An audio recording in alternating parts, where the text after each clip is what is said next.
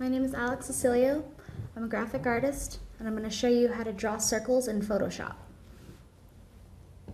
So the first thing you're going to do is go to your shape tool, which is almost all the way to the bottom.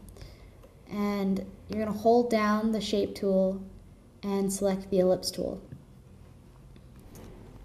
Now, Photoshop doesn't have the option to draw a circle with an outline. I mean, it does, but it's not like in Illustrator where you can select the stroke and the fill.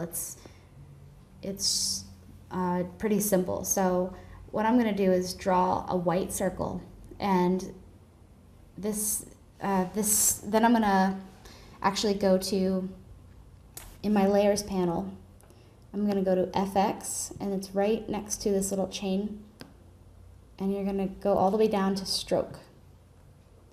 And this is going to give you that line you're looking for. So I'm just going to do 1. And you can choose if if your stroke is on the inside, the outside, or the center. In our case, we're going to have it on the outside. And there you have your circle. My name is Alex, and this is how you draw a circle in Photoshop.